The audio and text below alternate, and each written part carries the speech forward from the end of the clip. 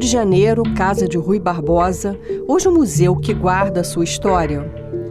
Rui Barbosa foi um dos intelectuais mais expressivos na história do Brasil, cuja obra se restringia a textos jurídicos. Sua oratória e seus pareceres ecoavam como um furacão. Para nos falar de sua passagem por Nova Friburgo, um pesquisador e admirador seu, o professor Helênio. No programa de hoje, eu estou um pouquinho como entrevistadora e como espectadora, que eu estou assim com uma ansiedade imensa de conhecer um pouco da vida de Rui Barbosa, mas da intimidade de Rui Barbosa, né? Do homem Rui Barbosa, né? E não como diz os franceses, como homem público, politique, né? Porque o homem público a gente conhece bem, né? Nós temos assim fontes, né? Bastante registro da vida política de Rui Barbosa, tudo bem registrado, bem documentado. Então, eu diria que é muito fácil escrever a biografia de Rui Barbosa baseado nessa documentação, que é farta, né? Com certeza. Em termos de registro. Mas escrever sobre o homem Rui Barbosa, a sua individualidade, aí é uma outra história e só o senhor, me parece, entrou por esse caminho, né? Nós vamos falar sobre isso. É uma tentativa de... Tá certo. Nós estamos aí no fim do século XIX, né? É uma pergunta que eu me faço. Sim. A gente estava assim na virada do regime monarquista para o regime republicano. Em muitas pesquisas que eu fiz, eu percebi que os republicanos evitavam Petrópolis, né? Porque estava muito associada à questão da corte, à família real, né? Tem essa coisa assim, até Napoleão quis ser consagrado na Notre-Dame de Paris, não quis ser consagrado em Reims, em função dessa catedral ter sido palco, né, da consagração dos reis da França durante séculos. Sim. Então a gente tem essa coisa da representação. Petrópolis ligada à família imperial, e me parece que Friburgo era um reduto de republicanos, né? E Rui Barbosa, um republicano nato. Eu perguntaria ao senhor, teria sido essa causa de Rui Barbosa ter assim, escolhido Friburgo para passar as suas férias, né, como veranista, ao invés de Petrópolis, que era, né, potencialmente, assim, em termos de turismo, muito maior, em função dessa questão de não ficar associado essa questão da monarquia, ou, enfim, por que Rui Barbosa passava as suas férias em Nova Friburgo? Pois não. Há mais de uma razão. A primeira razão, aliás, a primeira razão não tinha nada a ver com os veraneios dele. A primeira razão dele escolher Friburgo foi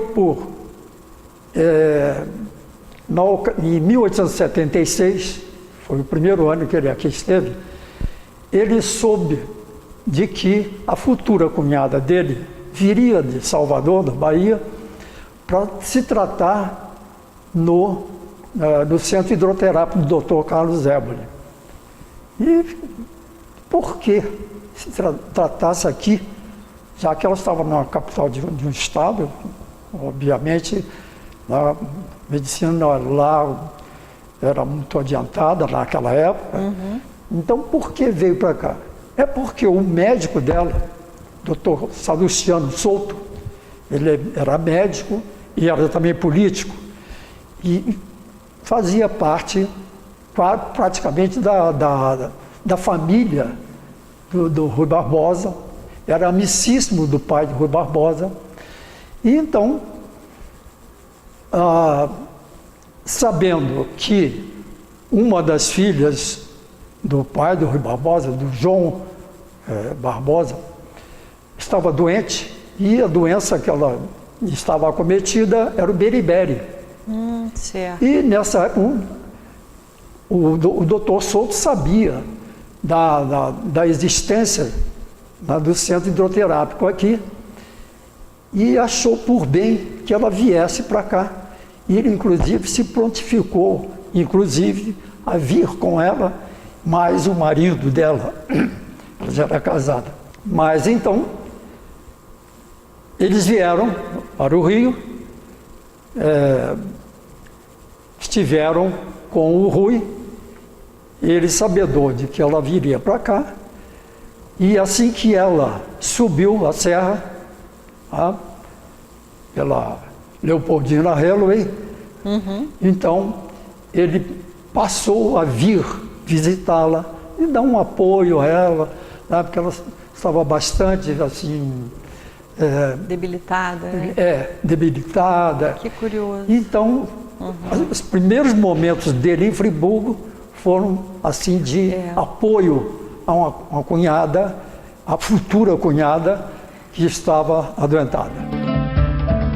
Olá, sejam bem-vindos e nós temos certeza de que vocês vão passar momentos muito agradáveis, visitando uma casa do final do século, onde aqui viveu o Ruy Barbosa, muitas coisas interessantíssimas vocês vão poder acessar e ainda por cima vocês vão poder visitar o jardim, um jardim também histórico, um jardim de um patrimônio natural, muitas das espécies que tem aqui plantadas pelo próprio Ruy Barbosa e viver momentos de lazer com muita segurança. Penetremos devagar nesta casa, cujas paredes nos contam tantas histórias do passado. Em cada canto, sentimos ainda a presença de um pensamento austero, de um espírito que com nobre esforço quis dominar a cultura de seu tempo, de um político idealista que serviu como ninguém a sua pátria, de um trabalhador como nunca se viu. Ruy Barbosa viveu nesta casa com sua esposa Dona Maria Augusta e seus 5 filhos, de 1895 a 1923, quando faleceu. Após a morte do marido, Dona Maria Augusta vendeu a propriedade ao governo brasileiro, que em seguida transformou o local em museu, cujo principal objetivo é a preservação da memória da vida pública e privada deste importante personagem da nossa história. O Museu Casa é a casa de uma pessoa que mereceu ter a sua vida, a sua obra preservada para gerações futuras, narrada para as gerações futuras. Quando a gente visita o Museu Casa, a gente cria um elo do presente com o passado e a gente sente aquela emoção de estar num ambiente que já foi o lar de uma família. Então, quem visita hoje essa casa tem à sua disposição uma rica fonte de informações que vai fazer com que ele possa refletir sobre toda uma maneira de viver, os hábitos, a maneira de construir, mais ou menos no período de final do século XIX, início do século XX, aqui no Rio de Janeiro em especial. Ruy Barbosa veio, né, para Friburgo, quer dizer, não muito dentro daquela linha que eu estava propondo, Sim. que eu acho que a Petrópolis estava muito ligada. Eu falo isso porque a gente vê muitos jornalistas, articulistas frequentando Nova Friburgo. Então dá a impressão de que as pessoas não queriam ir para Petrópolis, porque a gente estava no início da virada de regime, né? Monarquia, república, e Petrópolis estava muito associada à monarquia, à família real, por conta daquela história toda, né? E o que eu acho interessante, a gente vai falar só do homem Ruy Barbosa, é que eu li todas as atas da Câmara do século XIX, uma por uma, e nunca vi ali uma referência a Ruy Barbosa. No entanto, quando a gente lê o jornal friburguense, quando a gente lê sobre as soirées, piqueniques, carnaval, está sempre o nome de Ruy Barbosa, família, esposa, filhas. É interessante, ele vinha aqui mesmo para descansar, né? Exatamente, ele vinha veranear aqui. Aliás, a permanência dele era longa. Ele ficava 6 meses, como os outros veranistas? Como? Geralmente os veranistas, né, por isso que é verão, né, ficavam 6 meses na cidade, esperando aquele verão tórrido do Rio de Janeiro, a canícula, né, como eles chamavam, a canícula, aquele calor intenso. O calor intenso do Rio, é isso mesmo. Ele ficava 6 meses. E normalmente ele vinha no no início de janeiro, né, isso antes que um amigo, um grande amigo dele, que é o Rodolfo Souza Dantas, vir morar em Friburgo. Então ele vinha inicialmente no mês de janeiro, ficava às vezes até o mês de maio com a família. Bastante tempo. Bastava bastante tempo. Ele aproveitava ao máximo o verãozinho tépido da Serra. Ó. E depois que o Rodolfo de Souza Dantas, que era o amigo íntimo dele, preferido. Só para esclarecer, da família do Barão de Nova Friburgo, né? Exatamente. O Rodolfo de Souza Dantas, ele casou-se com a Alice, que era filha do Barão de São Clemente. Ah, do Barão. É filho do Barão, do primeiro Barão de Nova Friburgo.